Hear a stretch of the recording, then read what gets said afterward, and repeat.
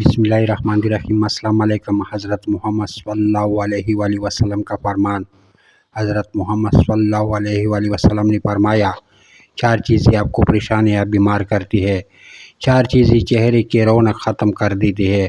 عقائد عالم صلی اللہ علیہ وآلہ وسلم کا ارشاد گرامی ہے کہ 4 چیزیں انسان کو پریشان اور بیمار کرتی ہے: زیادہ باتیں کرنا، زیادہ سونا، زیادہ کھانا، زیادہ لوگوں سے مل جل۔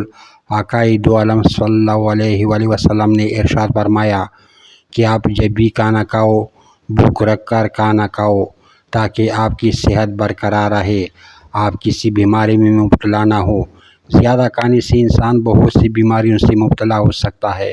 عقائد عالم صلی اللہ علیہ وآلہ وسلم نے فرمایا کہ 4 چیزیں آپ کو ختم کر دیتی ہے: پریشانی، غم، بھوک، دیر سے سونا۔ نبی صلی اللہ علیہ وآلہ وسلم نے فرمایا، 4 چیزوں سے چہرے کی رونق ختم ہو جاتی ہے اور خوشیاں چلی جاتی ہے: جھوٹ بولنا، عزت نہ کرنا یا غلط بات پر اصرار، بغیر جانے بحث کرنا، کسی غلط چیز کو بنا خوف کے کر گزرنا۔ عقائد عالم صلی اللہ علیہ وسلم نے فرمایا کہ 4 چیزیں انسان کی چہرے کی رونق کو بڑھا دیتی ہے، چہرہ روشن اور منور ہو جاتا ہے۔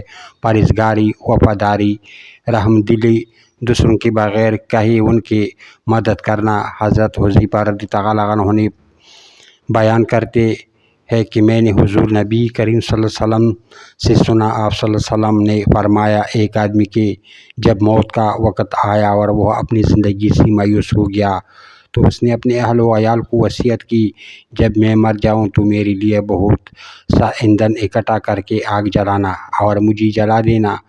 جب آگ میرے گوشت کو جلا کر ہڈیوں تک پہنچ جائے تو میرے جسم کو لے کر پیس ڈالنا، اور کسی گرم ترین دن میں یا جس روز تیز ہوا چلے تو میری راکھ کو دریا میں ڈال دینا۔ پس اللہ تعالیٰ نے اس کے اجزاء کو جمع کیا اور فرمایا، تو نے ایسا کیوں کیا؟ اس نے جواب دیا، محض تجھ سے ڈرتے ہوئے۔ پس اللہ تعالیٰ نے اس کی مغفرت فرما دی۔ حضرت ابو ہریرہ رضی اللہ عنہ سے روایت کہ حضور نبی اکرم صلی اللہ علیہ وسلم نے فرمایا، ایک شخص جس نے کوئی نیکی نہیں کی تھی، کہا جب وہ مر جائے تو اسے جلا دیا جائے، پھر اس کی آدھی راکھ خشکی میں اور آدھی سمندر میں بہا دی جائے، کیونکہ خدا کی قسم اگر اللہ تعالیٰ اس پر قابو پایا تو ضرور اسے اتنا عذاب دے گا جتنا ساری دنیا میں کسی کو عذاب نہ دیا ہوگا۔ اس کے اہل خانہ نے ایسا ہی کیا۔ پس اللہ تعالیٰ نے سمندر کو حکم دیا تو اس نے اس کے سارے ذرے اکٹھا کر دیا، اور خشکی کو حکم دیا تو جو ذرے اس کے اندر تھے اس نے جمع کر دیے۔ پھر اس سے دریافت فرمایا، تو نے ایسا کیوں کیا؟ اس نے عرض کیا، اے اللہ، تو اچھی طرح جانتا ہے، تجھ سے ڈرتے ہوئے۔ پس اللہ تعالیٰ نے اس شخص کو بخش دیا۔